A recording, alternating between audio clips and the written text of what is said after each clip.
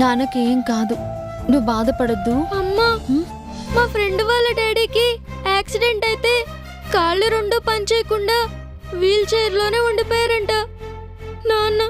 నాన్నకు అలాంటి పరిస్థితి రాదుగా? లేదు.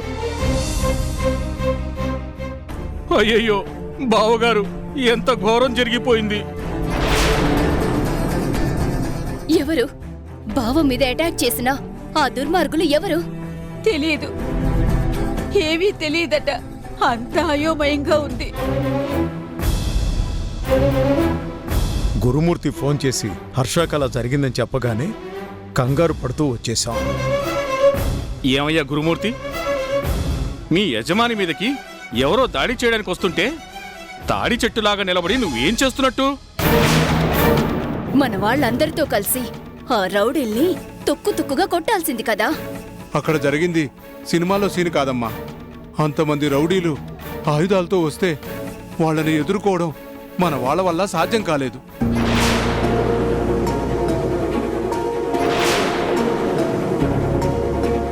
అందరూ చేతగాని దద్దమ్మలే. నేనే కనుక అక్కడుంటే వాళ్ళ చేతిలో ఆయుధాల్ని లాక్కొని వాళ్ళ మీదే తిరగబడి ఉండేవాణ్ణి.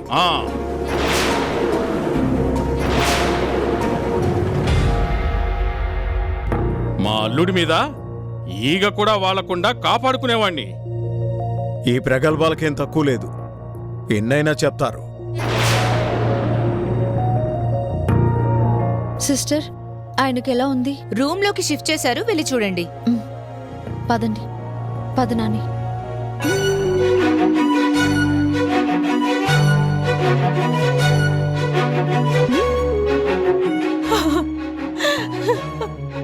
బాబు హర్ష,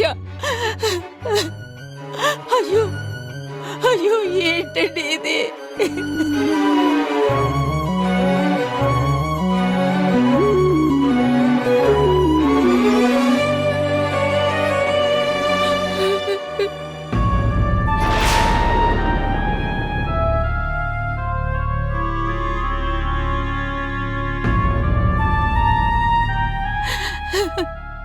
నాన్న హర్ష,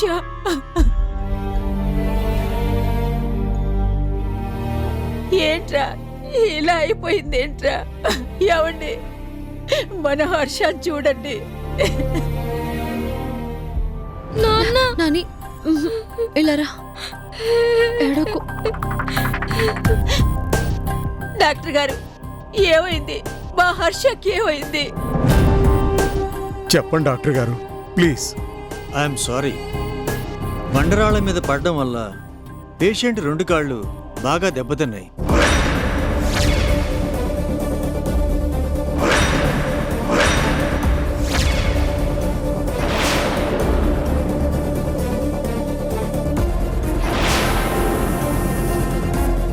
ఫ్యాటల్ ఇంజురీస్. అంటే మా అన్నయ్య లేచి నడవలేడా? ఇలా చెప్పాల్సి వస్తున్నందుకు నాకు కూడా బాధగానే ఉంది. కానీ ఒక డాక్టర్గా నేను ఎగ్జాక్ట్ కండిషన్ని చెప్పక తప్పదు.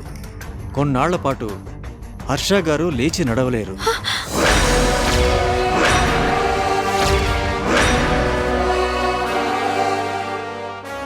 నాన్న హర్ష వీల్ చైర్లోనే ఉండక తప్పదు. అయ్యో భగవంతుడా, తల్లి లేని ఈ పసివాడికి కనీసం తన తండ్రితో సంతోషంగా ఉండే అవకాశాన్ని కూడా దూరం చేస్తున్నావా తండ్రి? ఓ మై గాడ్, బావా నీకెంత కష్టం వచ్చింది. టిప్పు టాపుగా దొరబాబులా ఉండే నువ్వు చక్రాల కుర్చీకే అంకితమైపోతావా అల్లుడు? బా, మీరు ఆగండి. డాక్టర్, కొన్నాళ్ళు అంటే ఎన్నాళ్ళు? నా కొడుకుని నేను ఇలా చూడలేకుండా ఉన్నాను. చెప్పండి డాక్టర్. ప్లీజ్, పేషెంట్ దగ్గర మీరందరూ ఇలా బాధపడుతూ ఉంటే తను మరింతగా డిప్రెస్ అవుతాడు.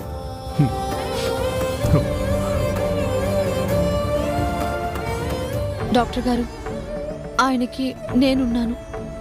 నా కళ్ళల్లో పెట్టుకుని కాపాడుకుంటాను. మళ్ళీ మామూలు మనిషి అయ్యేదాకా నేను ఏమేం చెయ్యాలో చెప్పండి ప్లీజ్. కొన్నాళ్ల పాటు క్రమం తప్పకుండా మందులు వాడాలి. ఫిజియోథెరపీ చేయిస్తే మంచిది. ఇక మళ్ళీ లేచి నడవడం అంటారా, అది మీ అదృష్టం మీద ఆధారపడి ఉంటుంది.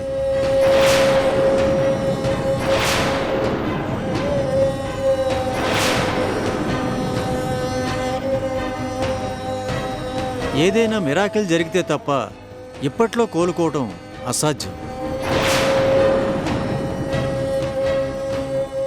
చెప్పండి, ఎవరు ఎవరు మీ మీద దాడి చేయించింది? తెలీదు.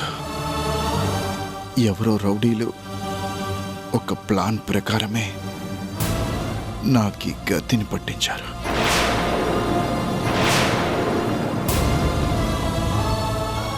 హర్ష, నిన్నిలా చూడటానికేనా మేమింకా బ్రతుకుంది?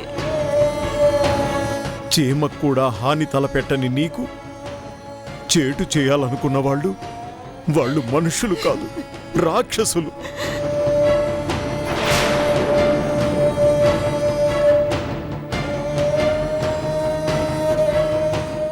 అలాంటి నీచులని దేవుడు చూస్తూ ఊరుకోడు. తప్పకుండా తగిన బుద్ధి చెప్తాడు.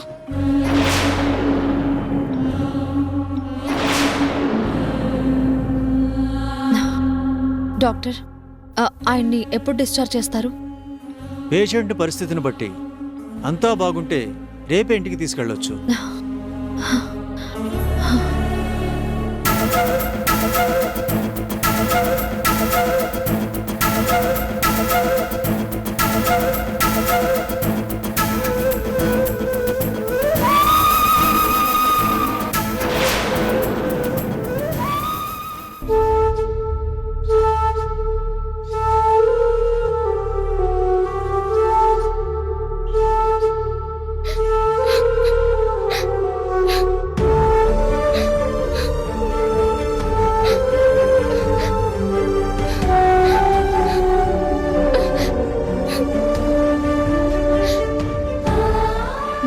చేతులు కట్టి పడేసి పెళ్లి చేస్తాడంట.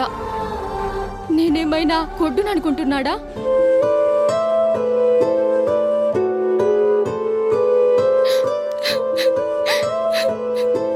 మా అమ్మే గనక బ్రతికుంటే నాకు ఇలాంటి పరిస్థితిని రానిచ్చేదా? అందుకే అంటారు, అందరూ ఉన్నా ఆ అమ్మ లేని లోటుని ఎవరూ పూడ్చలేరని.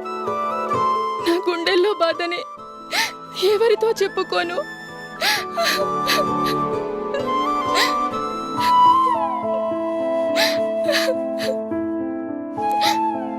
పిచ్చి మంచోడు నా శివ.